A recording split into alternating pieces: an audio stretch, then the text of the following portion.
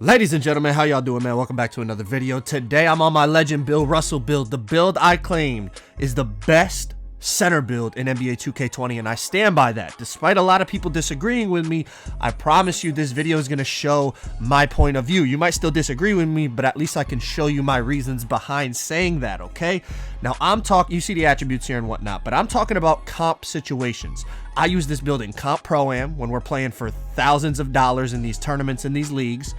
I use this build when I'm playing, you know, a comp 3v3 matchup in Parker Stage. Today we go to the 10K court and we face a legend point guard 3 times in a row, and it's the perfect gameplay to show you why this build is the best center build. All right, so I'm not gonna talk anymore. We're gonna jump right into it. All I ask is please drop a like on the video, and if you want to see this build in Comp Pro-Am tournaments, I could drop those gameplays for you. Just comment down below Pro-Am. Let's get right into it.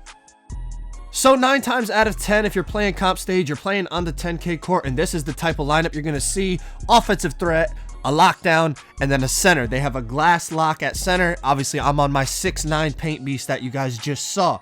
Now, me and my boy Spammy, we have really good chemistry guarding the pick and roll, pick and pop type of stuff. We play Comp Pro-Am together, and I mean, we really are a nightmare for a point guard, okay? Now, our boy Alex is running the point. He's not even really a point guard, honestly. He still knows what he's doing. He's more of a lockdown. He plays Pro-Am with us as well.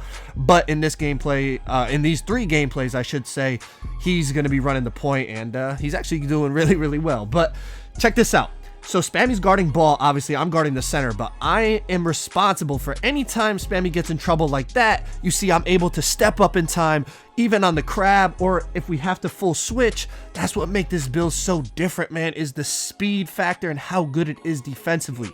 If I have to fly out, I'm fast enough to get there to help for Spammy, or if I have to full switch on the guard, as you're going to see, it's no problem for me to guard the point guard. I can guard the point guard, the shooting guard, small forward, power forward, center. I can guard all 5 positions on this build. Now look, at Spammy's a really good lock. Listen, this dude, he wins Comp Pro-Am tournaments and leagues all the time, okay? He knows what he's doing. So I'm not taking all the credit for this, but I'm just talking about filling the role of what the center is supposed to do. This Bill Russell build is the best build for it in this game, okay? So check it out. Spammy's guarding ball, gets the bump. Now the point guard's cold already. It's 7-0. I have to switch on to him. I get screened. I'm still up here. Look it. I mean, everything is just boxed up. Usually, if you guys look, we're dancing on him and whatnot. Usually, if the point guard gets the switch on a center in stage, and it's a good point guard, that point guard will ISO the center and either get a 3 or get an easy 2. But that's not the case when I'm on this Bill Russell build. You can't ISO this. I can guard you just like a lock. Plus, I rebound like a center, and my interior defense will box up your center if he's inside. It's just a nightmare for a point guard, and this kid is going through it right now. Like, he is in a box, struggling. He's cold the whole game. As you can see, it's 11-2. I have to switch again.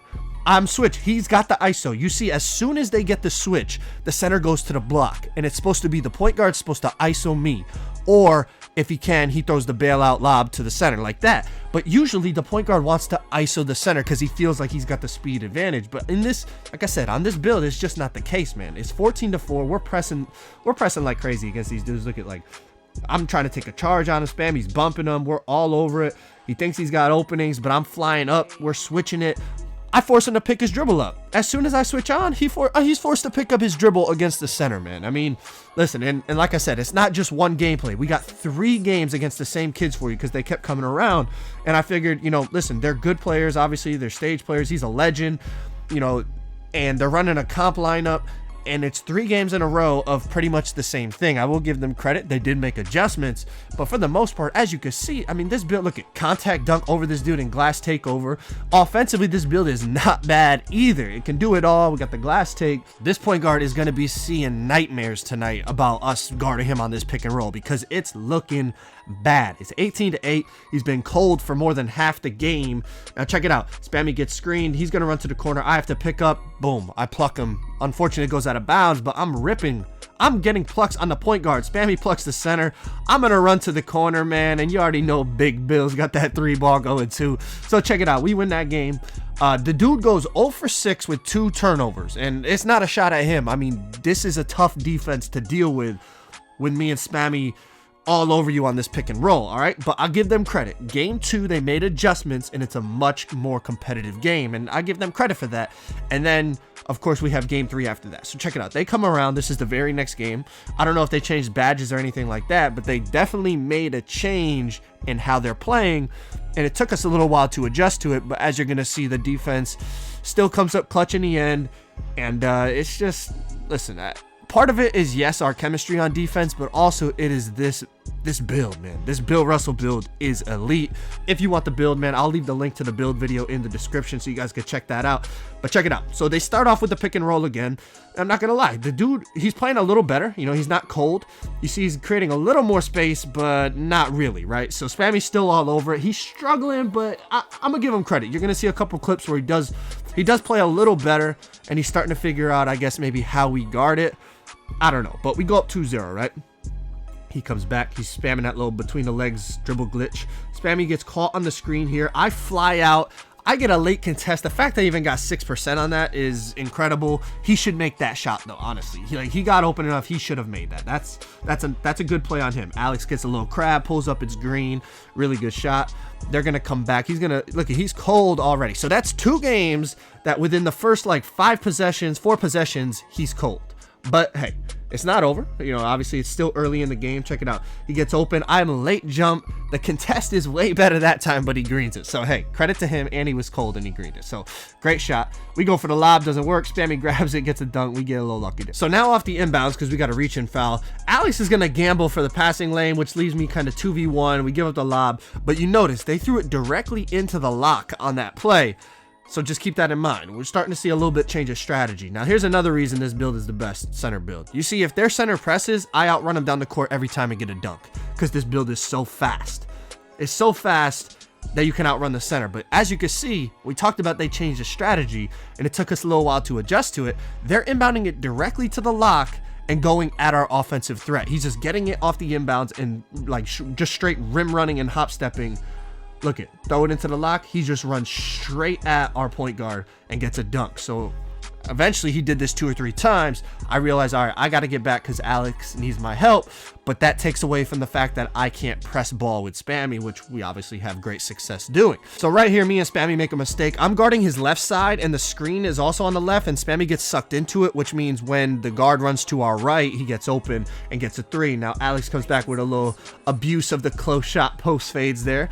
So it's 13-13, and again, they inbounded directly to the lock. He hop steps, he goes up on our point guard, gets a 2. So you see, they're not even giving it to their point guard really anymore because, I mean, he's been boxed up for 2 games in a row now. But we get the offensive rebound, throw it to Alex. We're down 2 here in this situation. Remember that. Throws it to me, I get the dunk, tie the game up. Now, this is where we got to start to make the adjustment. I think we get a turnover or something. I don't know. They get an easy 2. So we're down 17-15. As I said, game 2 is a much better game. They played better. They made adjustments.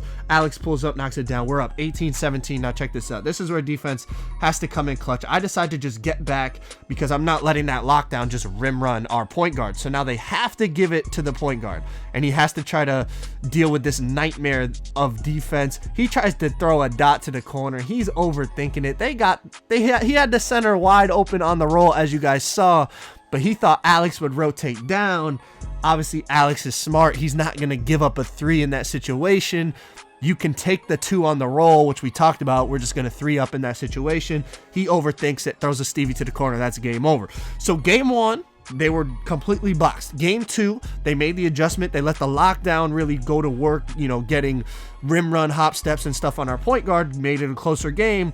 But now we make the adjustment, and here we go for game 3. Alex starts it off with an easy 2, and here we go. See, right away, I'm already back because I'm not letting him throw it to that lock and just rim run. Now, once they establish that the point guard's got the ball, now I can come up and press with Spammy, essentially double team the point guard sometimes, guard the paint like this. Great read by Alex. We're off on the break, and unfortunately, I get chased down, blocked. So they come back. They're going to get an alley-oop wide open to the center because they got numbers up. And just like that, it's 2-2 because, well, I got blocked. Alex shoots a kind of a suspect shot. I get bored, kick it to Spammy. Spammy goes up, can't knock it down, and I'm horsing this glass log, and they're going to pluck on me. But everyone, I remember people were saying, you're too small. You're going to get, you're going to get dogged by bigger centers. I mean, you see this glass lock. He's at least 6'11", if not 7 foot, and it's no problem on the inside, man. Big Bill holds his own down there, absolutely no problem. Alex goes in, gets the rim run 4-4, so it looks like this game's gonna be more competitive, right? Alex can't hit again. Big Bill is there, easy kickouts. Big Green 7-4.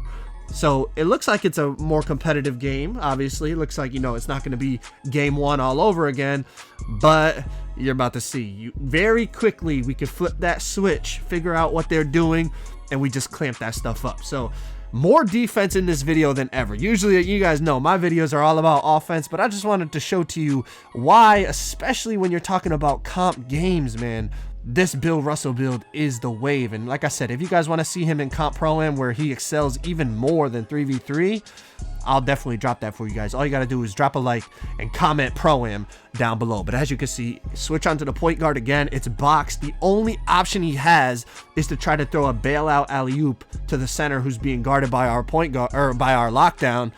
And it's still boxed up. I mean, Spammy plays that really well. The point guard's not going to do nothing on Bill, and it's wraps. Again, it's just a nightmare for him, man. There's just nothing you can do. Look, I'm getting bump steals on him. Fortunately, he grabs it, so they still keep possession. But look, it's just Spammy gets caught on the screen. I'm there.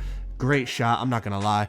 Good crossover. I'm still there, almost 40% contested, and he knocks it down. We'll live with that. He thinks he's got the crab. No, he doesn't. I get another really good contest. The ability of this build to recover, like, he has me crabbed, but because of my height, my wingspan, and my speed, I'm able to just get around it and still get a good contest and force him to miss. Even when we get a turnover, look at, I bump the ball, I guard the lob, like, I'm all over the court, man. I'm just lurking everywhere. And the ability to do that is because of this build, how it's designed, how I made him to have the speed and not only the speed, but the defensive ratings of the inside, outside. Now, this dude has glass take, but check out the defensive possession. He's got glass take, so he's able to just throw me out of the way, obviously. That takeover is really good, which is why I chose it for this build. Good defense again. His glass take, he gets the board. Kick out. I'm rotating out on my center fast enough to keep up with their point guard, who's, you know, rotating up, trying to get a three. We switch back. Alex is on the point guard. Now, check this out. They go for the lob, and I steal it. Literally all over the court, bro.